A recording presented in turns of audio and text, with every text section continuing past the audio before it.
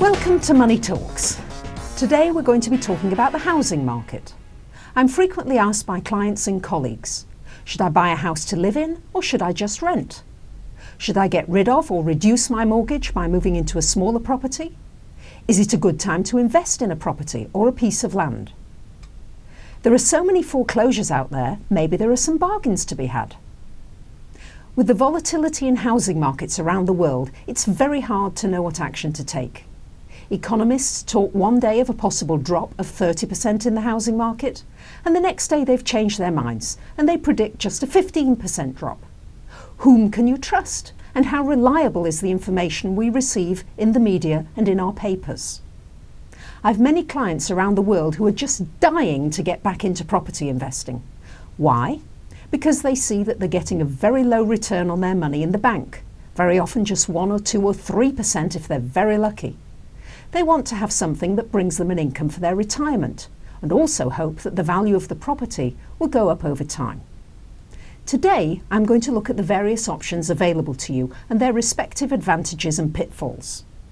The first thing to say is please do not be fooled by the media's constant reporting of green shoots of recovery and that the recession is now behind us. The economy is still not stable enough. Right now in many countries, the housing market appears to be reversing. There seems to be a flurry of activity that is showing that houses are being sold. But the market is far from stable, so for those people who are trying to sell during this momentary recovery, do it fast, because the housing market may yet again fall. One of my clients had to relocate to another state for employment reasons. They left their house in Illinois and put it on the market 2 years ago. It was very reasonably priced, but they kept on reducing the price, offering all kinds of incentives, yet they couldn't sell it, nor could they find a tenant.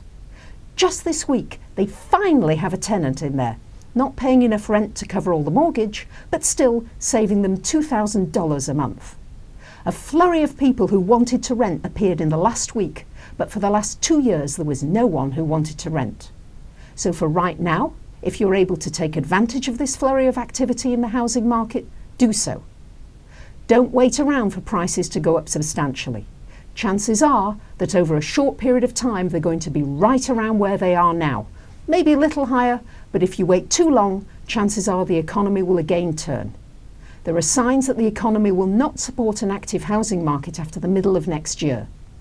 It's difficult to predict when the market is going to turn, but if you look at cycles and you look at the economy in general, my guess is that we'll see an improvement for the first part of 2010, and then the housing market will collapse again. I'll be pleasantly surprised if it doesn't collapse before the end of 2010, but from everything I've seen, that likelihood doesn't exist. With this in mind, should you rent or should you buy? Well, it depends largely on your financial situation. There are 5 conditions upon which I would consider buying a property to live in right now. First, you find an absolute bargain. This would be based on you having done extensive research on all other properties in the area. For example, if the average price right now is $200,000 and you find something for $100,000 that's a foreclosure, then that might be a good buy. However, it's only a good buy if you can afford it. 2, you must have at least a 20% deposit and 12 months emergency funds in savings to cover unexpected situations. If you're buying the property with a spouse or a partner, calculate your outgoings for just one income or even no income for a period of time. What happens if one or both of you gets laid off for an extended period and you can't find other employment? You must include in your calculations the possibility of other costs rising, such as property taxes, maintenance fees, utilities, telephone, food. Many councils are saying that your property is worth $1 million and they're charging you taxes on that amount, when in fact you could only get $200,000 for your property if you sold it. And finally, you must be willing to hold on to the property for at least 10 years before you may see a substantial increase in its value. Keep in mind that if you buy now, you may be sorry, as the property you buy for $300,000 may be only worth $250,000 within a few months. I have a client in Michigan and her property a year ago was worth $1 million. Now she's got it on the market for $250,000 and she still cannot find a buyer. If you do buy a property, don't have any expectations that the value is going to go up anytime soon. If you can satisfy all these conditions and you're not going in by the skin of your teeth, then off you go. Happy house hunting. If you cannot satisfy all these conditions, then I suggest you stick to renting for now.